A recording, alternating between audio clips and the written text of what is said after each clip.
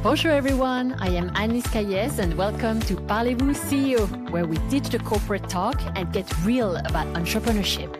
Each week, I chat with founders and CEOs who build businesses their way, through the failures, pivots, and breakthroughs. And they bring the fire. Plus, I'll drop some golden nuggets of wisdom from my own entrepreneurial journey. This is your space to grow, learn, and evolve with a true growth mindset. Remember, success isn't about perfection, it's about persistence. Now let's kick things off and get this party started.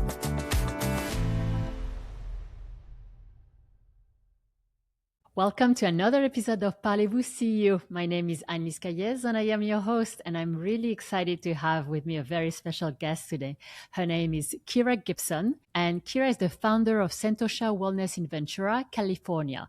She integrates psychotherapy, nutrition therapy, and yoga therapy. She's a licensed marriage and family therapist, registered dietitian, certified yoga therapist, and certified, and correct me if I'm not saying that right, Ayurvedic health counselor. Mm-hmm. She believes people only treat themselves well when they feel worthy, and her practice focuses on addressing the unconscious wounds that drive our choices and behaviors. Kira, it's a pleasure to have you here on the show. In your own words, could you share a bit about your story and background with our listeners today? Absolutely. Thank you so much for having me. It's a pleasure to be here. So my background is a long and winding road, as you could probably tell by all the different certifications and licenses that I hold. Yeah, I started as a registered dietitian and I worked in the standard medical model and was frustrated that the tools I had to offer were really just not enough for people to truly heal their relationship with food, their relationship with their bodies, and to really treat themselves well. And a major turning point occurred in my life when my husband, who at the time I'd been married to for almost 20 years, he took his own life. And this put the importance of mental health in the forefront of my life. And I had already had the inclination to work in this way for people healing in their chronic diseases and how they treat themselves. But this was the impetus for me to really dive in and train and end up licensing as a marriage and family therapist so that I could work with people on that deeper emotional level so we can find true healing. And it has just been really an amazing journey for me in watching people truly transform their lives when we start to heal from the root. We don't just talk about what to eat, we talk about what drives the choices. And we only take care of things that we love and have value, and so we have to love and value ourselves if we're going to take care of ourselves as well. So that's my mission and journey here. Beautiful, and thank you for sharing. And as you're saying, Kira, so you stack credentials, right? RD, yoga therapist, counselor, MFT. So most people would stop at one. What kept you pushing to add more? And when did you finally stop collecting degrees? Well, I think the thing that pushed me is just my work with people when I would find that what I was offering just didn't feel like it was enough. And I was helping people, but I wasn't seeing real true transformation in people's lives. And that's what kept me searching for what's the next thing that can really help people. And the latest and hopefully final credential that I collected was the marriage and family therapist. That did seem to, as I had those skills to bring to my healing work with people, it put the bow on it. Okay, now I really know how to dive deeply into the more emotional roots of what drives our behaviors and what drives our lifestyle choices.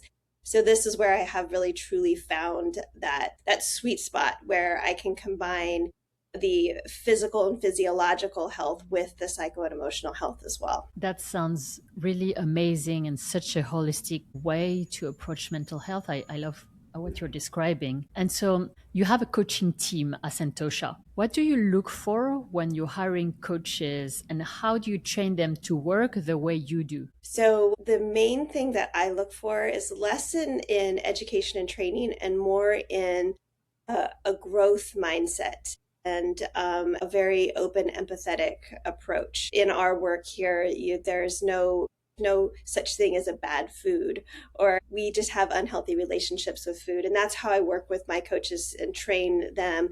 We really work to support people as opposed to shaming people into healthier behaviors.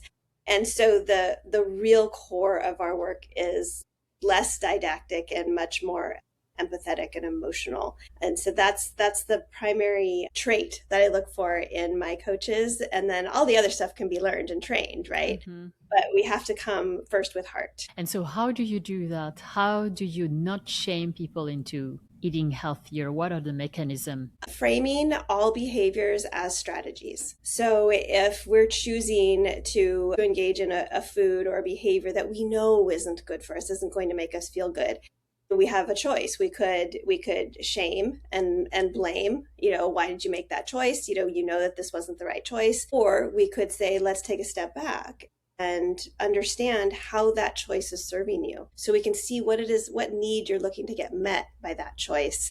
And let's figure out a way to meet that need that is actually going to build you up and serve you instead of breaking you down. So if I am, for instance, facing with the choice of having fast food or a healthy meal, then what is the thought process exactly there? Because this is impulsive. So how do you coach your clients in to handle these situations? Taking a pause before we make a choice and asking, what is it that I'm feeding right now? So we can be feeding hunger, we could be feeding fatigue, we could be feeding loneliness, we could be feeding some other emotional upset that we might be having. Maybe it's a positive one, maybe it's excitement, joy, but maybe it's sadness and Mm-hmm. grief or anger. And many of us are taught to feed our emotions because there is that initial chemical rush we get in our brain, that dopamine dump when we eat certain foods, that does give us a feeling of relief, but it's very short-lived. So taking that pause and asking, okay, what am I feeding right now?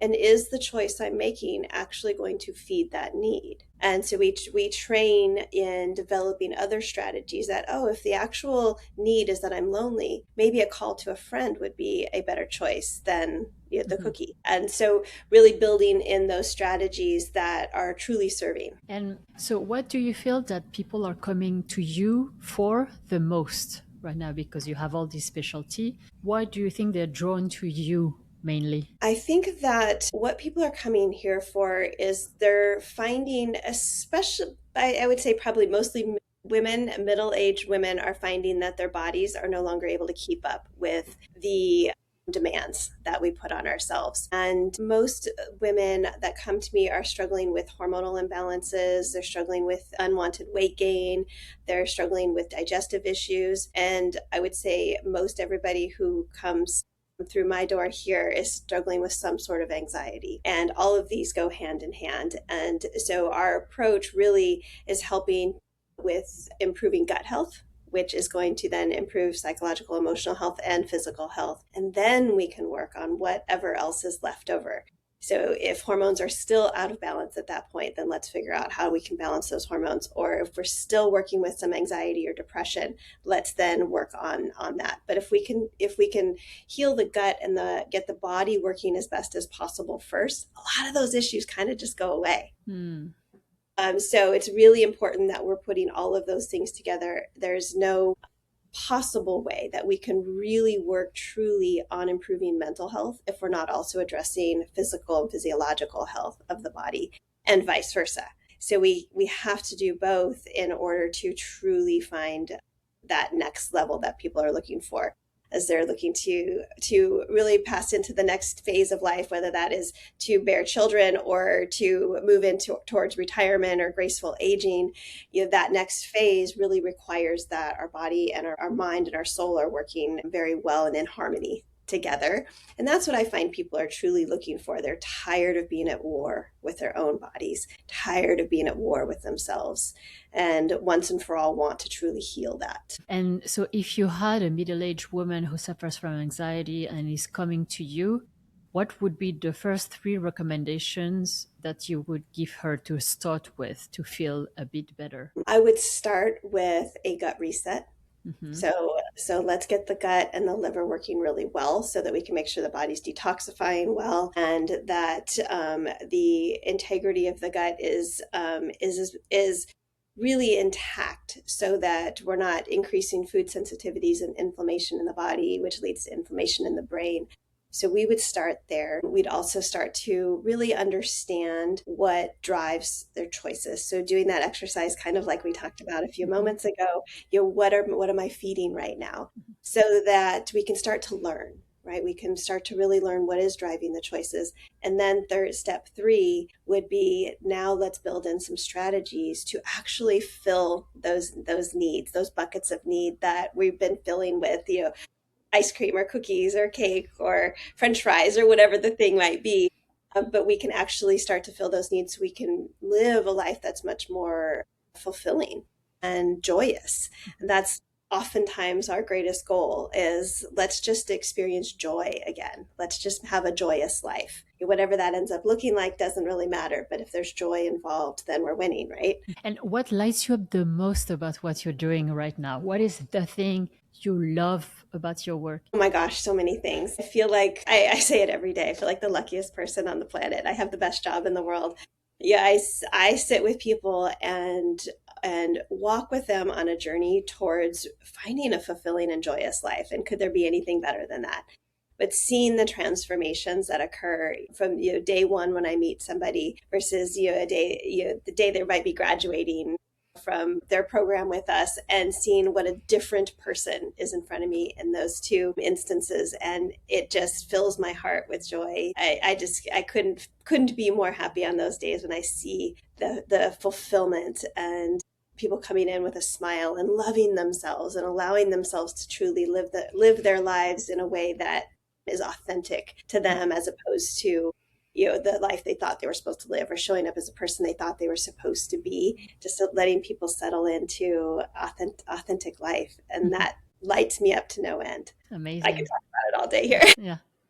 Did you did you ever think that you would have a business someday having this type of impact and changing lives like that? Yes, I always knew in the back of my mind I would, but I would say it has been an incredible journey for me, just in my self growth, and stepping into my own self worth, believing that I can, and believing that I am worth the investment that people would bring and want to put into their own journey, but doing that with me.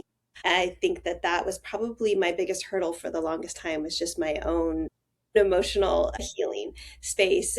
And it amazes me, the person that I am today, similarly to how I speak of many of my clients, how I see their transformation. I'm also watching my own through this process and developing this business. And I would say that I am getting just as much out of this as my clients are, as far as my own personal growth. But yes, to answer your question, yes, I always knew it, but I was always afraid of it as well. And so that's been the hurdle. And if you had any piece of wisdom to share with a female founder or who is thinking about also maybe starting her own practice but is also scared because it's very scary, what would you tell them? I would tell them to be brave and to believe in themselves, and that it will be hard and there will be days and moments where you want to give up. And I would say persevere, because if it doesn't challenge you, it doesn't change you. And so we must be challenging ourselves if we want to show up as a bigger, better version of ourselves in the world and have greater impact.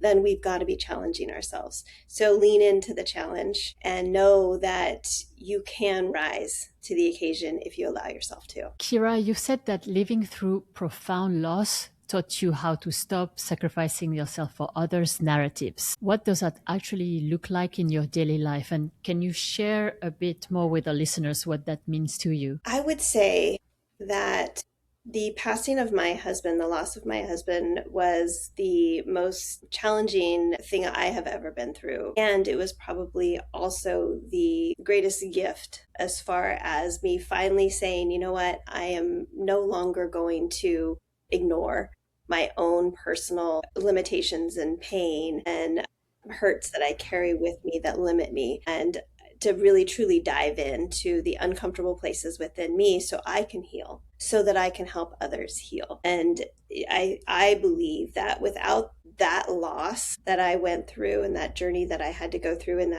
that grief and complete change of my life, that I don't know if I would be here doing this. And so it was in some ways, such a horrific tragedy. But when we find ourselves in a moment of very, very painful difficulty in life, we have a choice. We could lean into being a victim of that and allowing that to be our identity, or we can lean into what we can grow from this. How can we be better on the other side of this?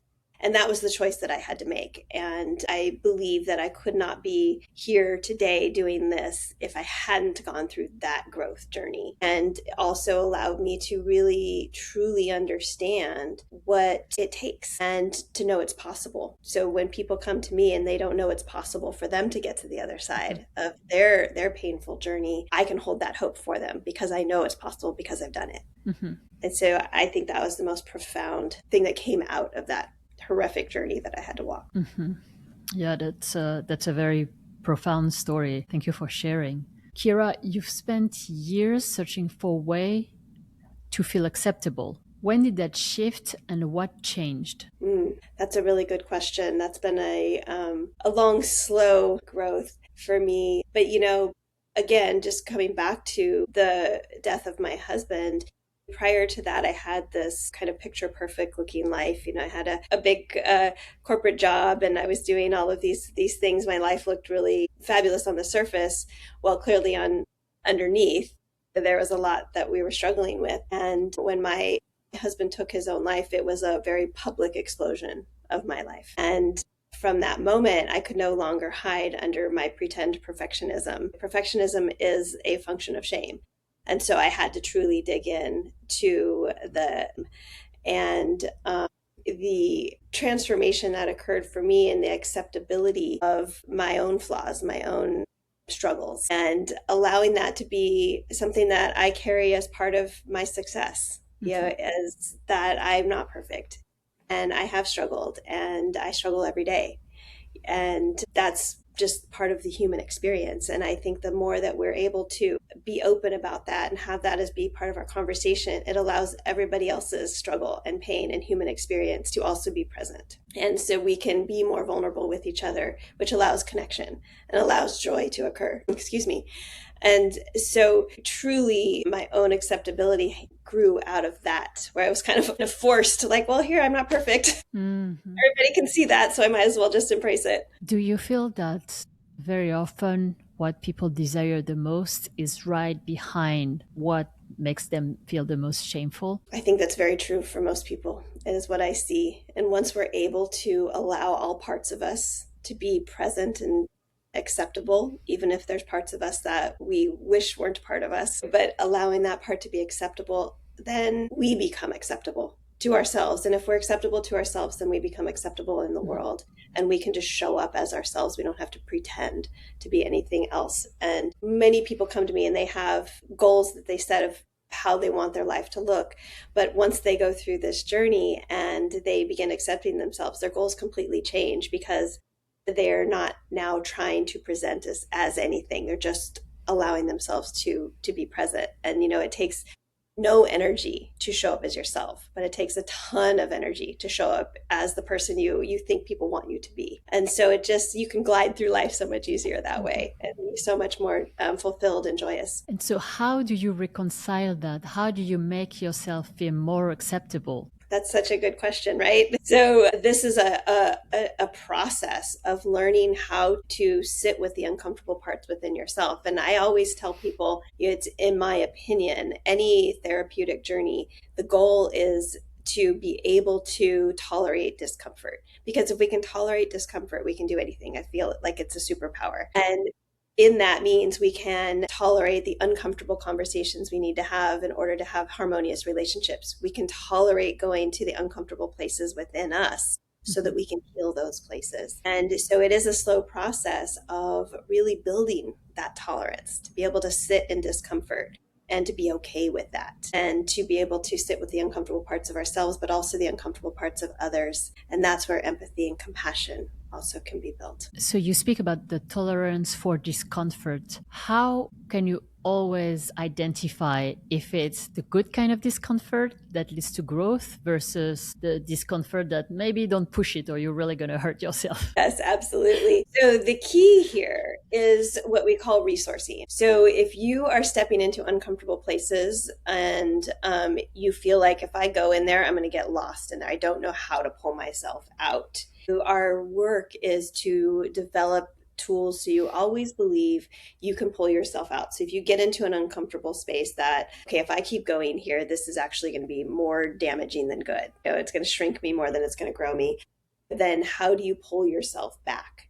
And so building in those tools, and this is where I really lean into my yoga therapy background. I use that primarily for autonomic nervous system regulation, and we use the breath so that we can make sure that we're keeping balance in the calming side of our nervous system. Is so often we spend so much time in that fight, flight, freeze, right? Mm-hmm. But we have our rest and digest side that we can stimulate through our breath. And so we use that a lot. But also we want to make sure that we have safety and building in, okay, what feels safe for me and making sure that I have that available, whatever that might be. And sometimes it's just carrying a little stone or an object in your pocket that you can ground into and go, oh yeah, okay, here I am. That's right.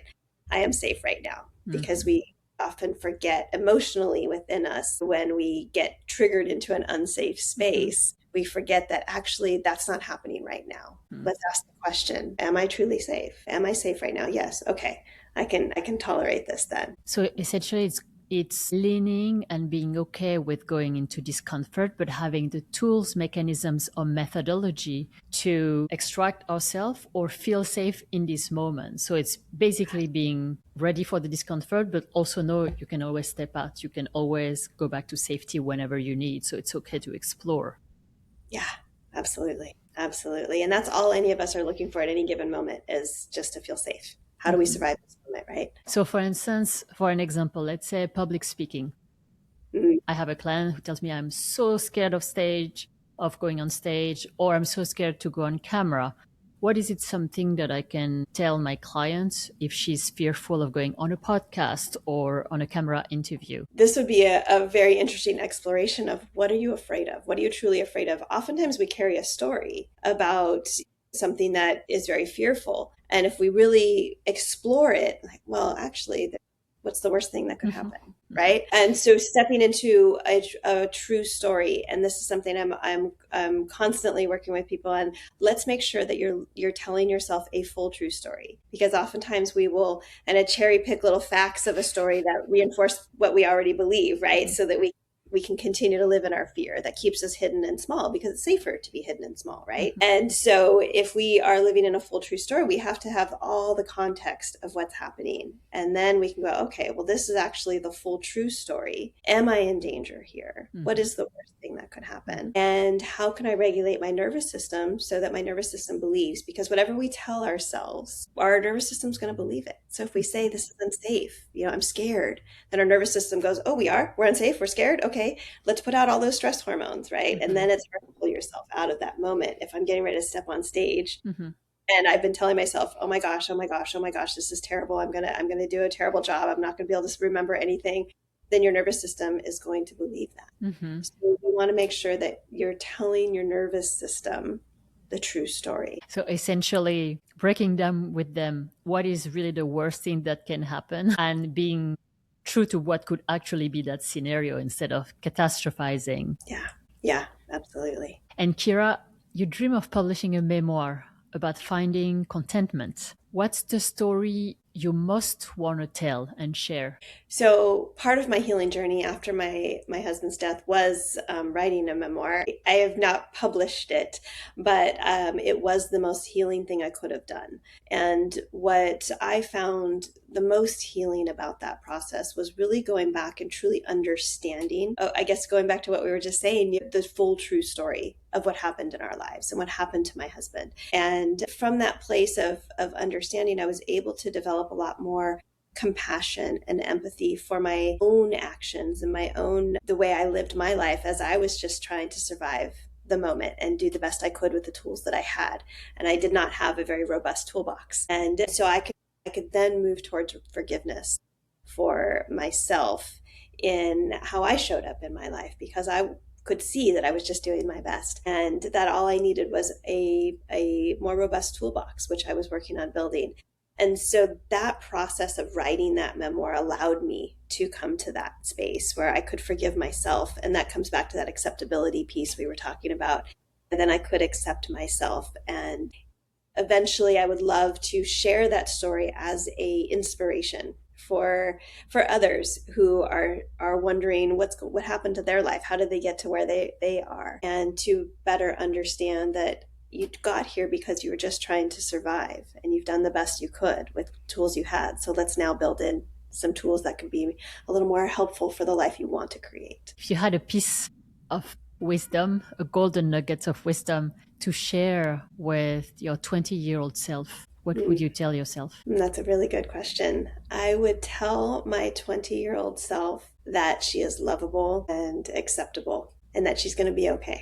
What's coming up with your business, and where can people find you? So we are really leaning into providing holistic healing programs so that we can address all parts, body, mind, and soul, for true healing to occur, so people can really step into their best life. And that is where we are so excited and looking at true healing in 2026 for people. And people can find us at santoshawellness.com. We have education events. We have a lot going on, really trying to get the word out to people that it's possible and that there's hope. And so I would love to hear from anybody who is feeling like they are stuck and would like transformation in their lives. Amazing, Kira. It was really a pleasure to have you on the show today and share your story with the listeners. It was very insightful, and I'm sure a lot of people will benefit from it. The pleasure is really all mine. Thank you so much. I've enjoyed this conversation with you, and I hope that there's inspiration in it for others. Thank you so much. And that wraps up today's episode. I am Annelise Cayez, and I can't wait to join you again next week. Thanks for listening to Parlez-Vous CEO today. If you enjoyed the show, leave a 5-star review. It helps us keep going. And connect with us on Instagram at Parlez-Vous CEO. I am Annelise Cayez, and I know some days are harder than others. On those tough days, think back to why you started. What you're doing today matters, even when you can't see the results yet. Ideas are great, but it's what you do with them that counts. Find everything we talked about today at parlezvousceo.com. See you next week, and you've got this.